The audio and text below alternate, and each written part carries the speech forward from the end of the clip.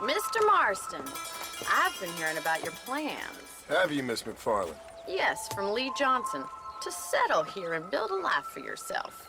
I'm afraid those aren't my plans. See, I already have a life. Well, I had one, and I'm trying to reclaim it. Or maybe what you could say is I had two, and I'm trying to end one of them so the other can survive. You do so love to talk in riddles, Mr. Marston. Do you do that, I wonder, as a substitute for having anything interesting to say? Probably, Miss McFarland.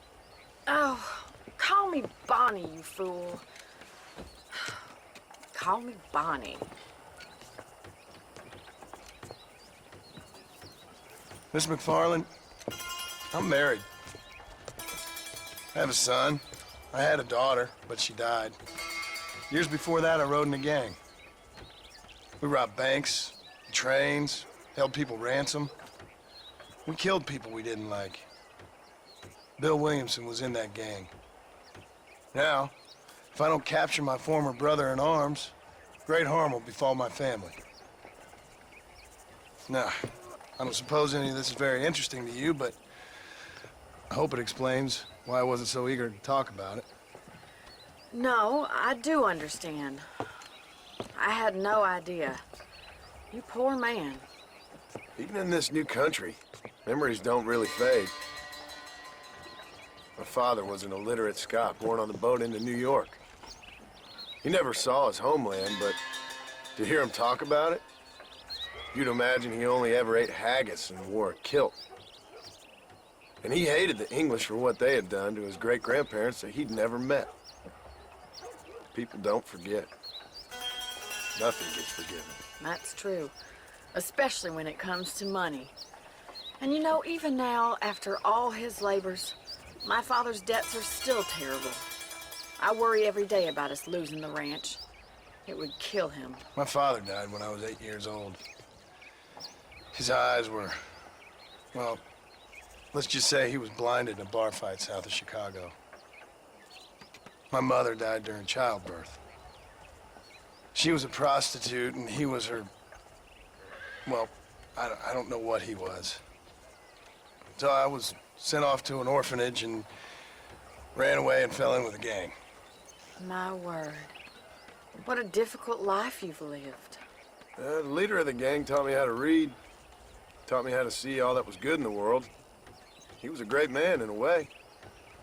But you killed people. Sure, and I've suffered for it. And that's the life I left, or tried to leave. I said too much, Bonnie. I'm an uneducated killer, sent here to do all I can do well.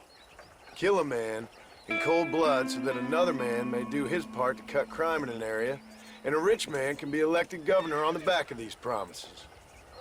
Civilization is a truly beautiful thing, Mr. Marston. Listen, can you help me? Well, I can try. What do you need, money? No, nothing so complicated. I need an extra hand to take out the herd to pasture. Sure. Point me in the right direction.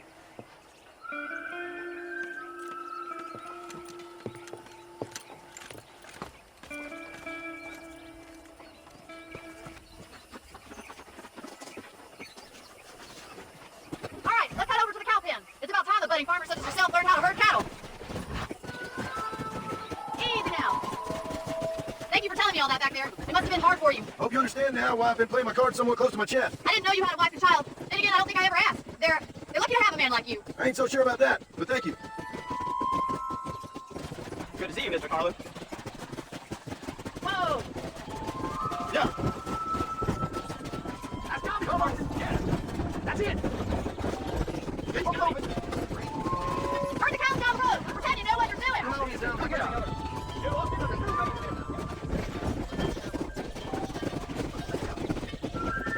Get right at them. Drive it this way. Yeah.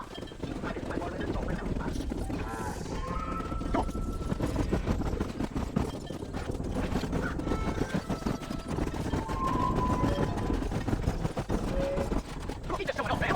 Hey, go, Sully. How many of them is our herd? How's the